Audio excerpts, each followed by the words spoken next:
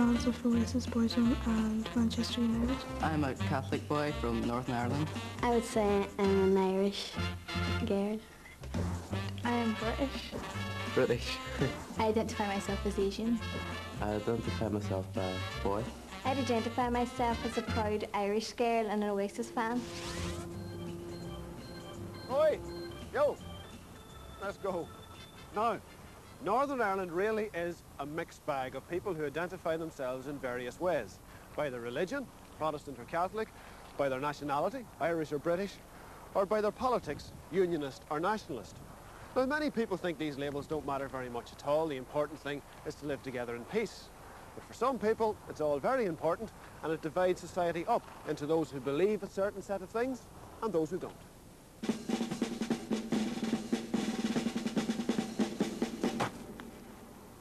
Now, we're going to do a bit of digging, whatever foot you like, to see if Northern Ireland was always divided like this. Now, digging time is the 1500s to the 1700s, and that's a long time ago, but we hope that by looking into the past we can try and understand something about the present. Now, huge myths have grown up over the years. You know how people like to exaggerate, but we're going to try and see the bigger picture and what really happened.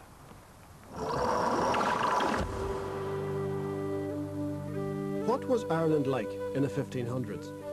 The landscape looked very different from today, apart from the mountains that have been around for millions of years. There were forests, large areas of bogland, open farmland, few towns, mostly on rivers, and no roads. And since there were no roads, people preferred to travel by river and by sea. Ireland was divided into small kingdoms. Some were Gaelic Irish kingdoms. One of the strongest was Ulster. Some were the kingdoms of the Old English, many of whom had adopted Irish ways and were more Irish than the Irish themselves. And some belonged to the Scots, like the MacDonalds of Antrim. They brought in Scottish mercenary soldiers, called gallowglasses.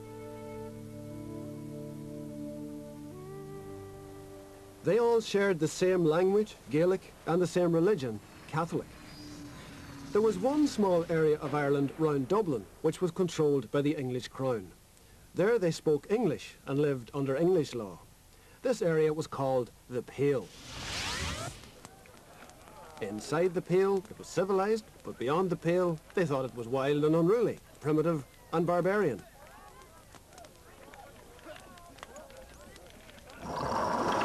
The Pale got its name from palings, like these ones. And the expression beyond the Pale still exists to this day. In fact, some people, and I'll never know why, seem to think that I'm beyond the pale. If you're said to be beyond the pale, it means you are abnormal or strange in some way. Beyond the Pale is an area between Dundalk and the border where there's no law. And if you go there, take your life in your hands. Beyond the Pale means to like go into the unknown.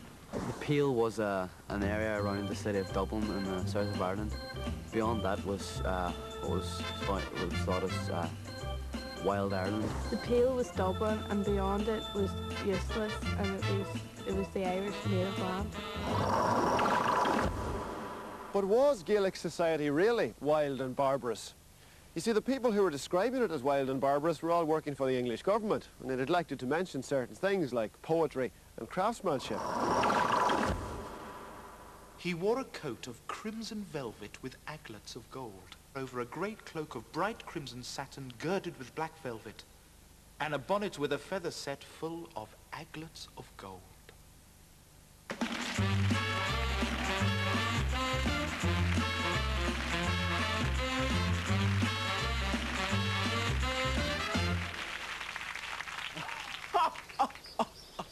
No, Kate. I'm convinced my cousin Hugh has a bad dose of England fever. He never hunts anymore. He eats nothing but meat that's been hanging longer than a forgotten highwayman dangling from a twisted oak.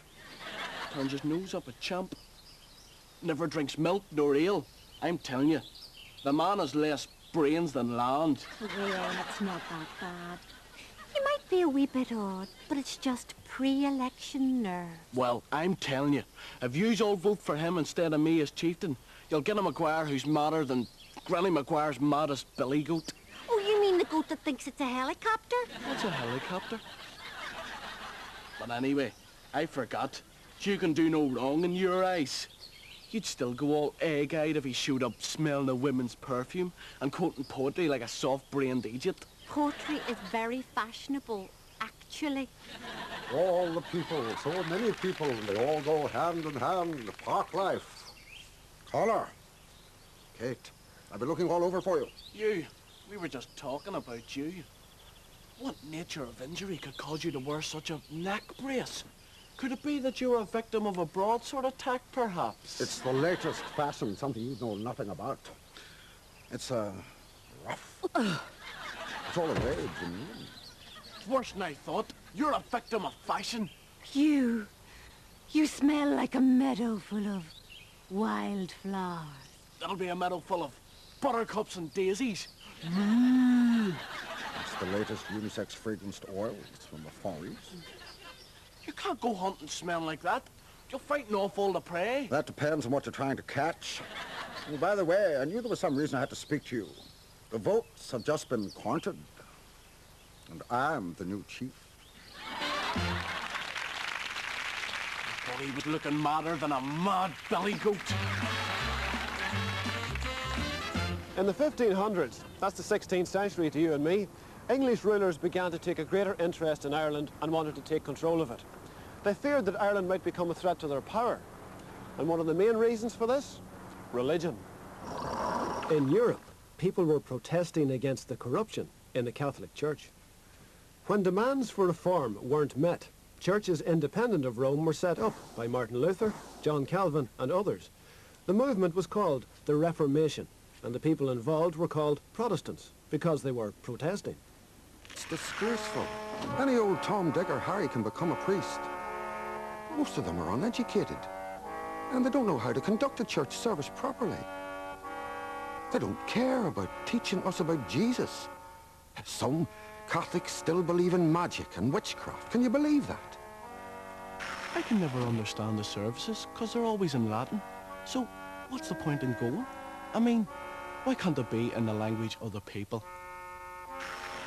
Europe split along religious lines. France, Spain, Portugal and Ireland remained Catholic, while England and the Netherlands became Protestant. King Henry VIII of England hated paying huge taxes to the Pope. When the Pope refused to give Henry a divorce, he broke away from the Catholic Church and made himself head of the Church of England.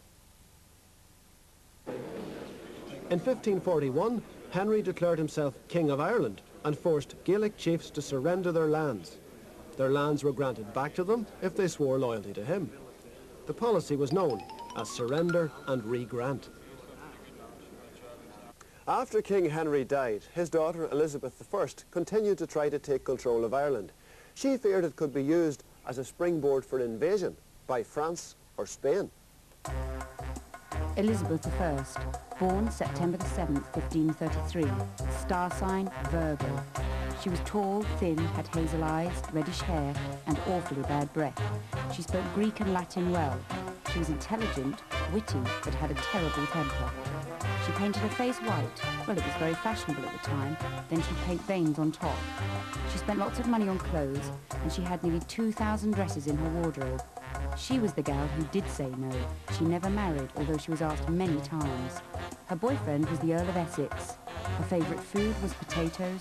Her ambition, to avoid war at all costs.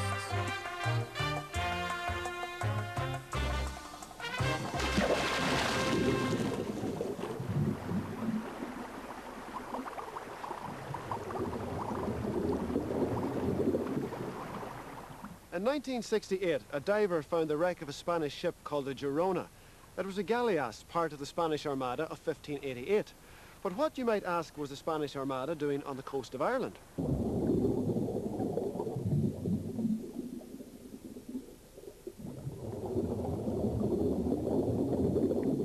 Well, Philip II of Spain was a man with a plan. It was a very expensive plan, and boy did it cost him a lot of money. He wanted to invade England. In the 16th century, Catholic Spain and Protestant England were racing to control new lands like America to add to their wealth and power. It was a time of exploration and colonial expansion. Spain had conquered the most land and had sent people to live in the new world colonies they had discovered. The gold and silver they found soon made Spain rich. England was playing catch-up.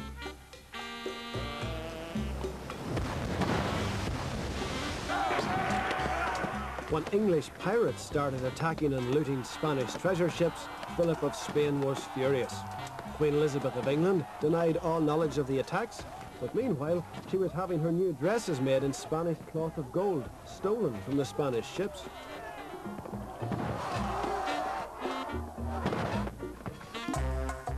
Philip II of Spain, born May the 21st, 1527, star sign Taurus. A devout Roman Catholic, a proud king. He had 4 wives, one of whom, Mary Tudor, was half-sister to Elizabeth. He asked Elizabeth to marry him, but she said no. He couldn't handle the rejection, and they became great enemies after that. He was very conscientious and thorough. He spent lots of time sifting through government paperwork. Like most kings, he kept a skull by his bed. Hobbies: building up a large navy and collecting Aztec gold. Ambition: to control as many countries as he could conquer and bring England back into the Catholic faith. A Spanish Armada sailed into the English Channel in May 1588. But English warships and fireships inflicted terrible damage on them, and they had to cut their anchors and flee around the coast of Ireland and Scotland, where 19 of them were wrecked. You see, having cut their anchors, it was easy to be driven onto the rocks by violent storms. And another reason why so many of them were wrecked, well, just look at the maps they were using.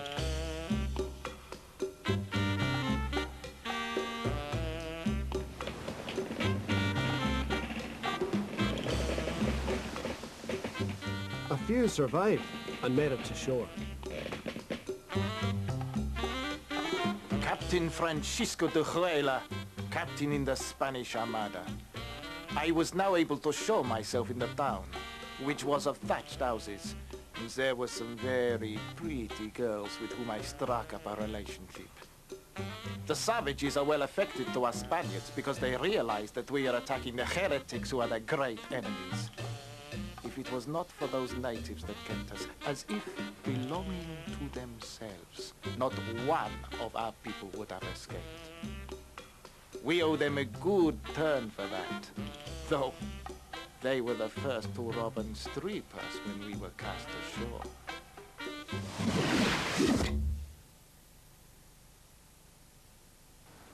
The strongest of the Lords of Ulster was Hugh O'Neill, and he tried to unite the others to defend Gaelic society against English domination. It was a fight that lasted 9 years. Hugh O'Neill, born 1540, the last Prince of Ulster. A trained diplomat and clever tactician, supported English rule when it suited him, but eventually rebelled against it. Spent his youth in the Pale. Elizabeth made him Earl of Tyrone, married the daughter of English military commander Marshal Bagnall, and campaigned with his father-in-law against rival Gaelic chieftains. He went through the ceremony to become the O'Neill with all its ancient power and privileges. Ambition: to become Gaelic King of Ulster. O'Neill used mass conscription to swell his army. His main tactic was guerrilla warfare, hit and run. At first, he was successful against the English. But then the English began a scorched earth policy. The land was burned and food supplies destroyed and the people starved. And the English fought him in the winter when the Irish soldiers couldn't find cover in the leafless forests.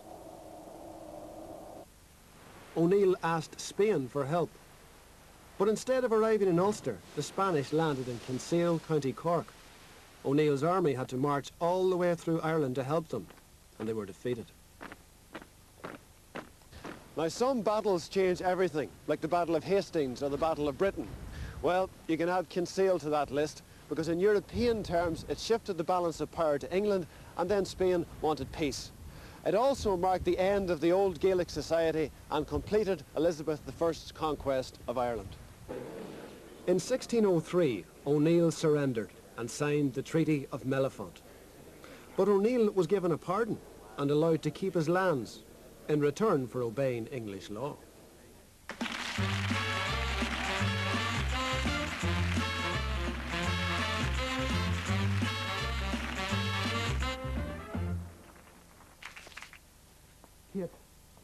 I have some bad news and I have some good news.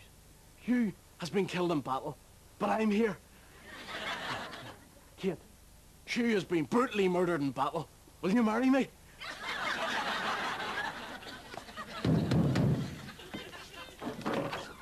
Hugh is dead, but I'm a better kisser. Quick, Hannah, what are you doing here? Well, while you and Hugh were off fighting, I married Kate, merely for convenience sake. I've taken 3/4 of your land, so it's quite safe in my hands. Well, someone had to. At least it keeps it in the family. Have a chop. Would you like a mug of mead? Mead? You turncoat, you. Why, you're even worse than your brother Hugh. First you make peace and get all pally with the English, leaving me to fight for O'Neill. Then you have the nerve to steal the land that the English gave to me after months of hard bargaining on my part. Well, at least I offered you a mug of mead. And you'll probably take 3/4 of it when my back's turned. What's that supposed to mean? Well, if you can take a man's land and woman, you'll not think twice about taking a man's drink. Connor, I withdraw the offer of the mead. And for goodness sake, why don't you do yourself a favour and dunk yourself in a bath?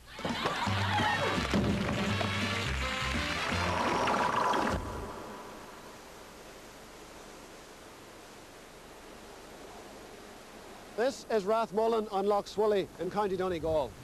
On the 14th of September 1607, Hugh O'Neill and other Gaelic chieftains like Maguire and O'Donnell and all their families set sail for Europe. This is known as the Flight of the Earls. But why did the Gaelic chieftains abandon their homeland and leave their own people without leaders? Was this some kind of heroic flight, or were they simply running away? Why did he go? One reason was that he took fright, that he felt he was going to be arrested, that he was going to be poisoned, that he was going to be executed, and simply that he needed to clear out. Was he a hero or was he a villain? Those who consider that he was a villain say that he and the other 100 members of the upper classes in Ulster deserted their ordinary people and left them to their fate to the English and Scottish soldiers of King James I.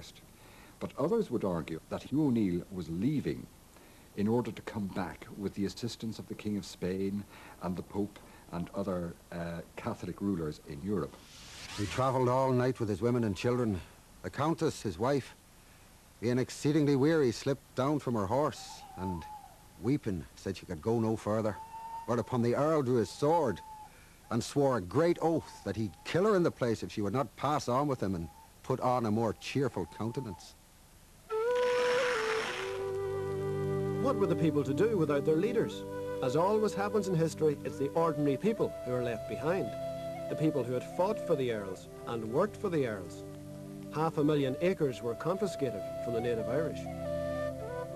Once the Earls had gone, James I was quick to move in. He was a man with a plan, and that plan was the Plantation of Ulster. He was worried about the Old English and the Gaelic Irish, because they were Catholic and might plot with Spain against them.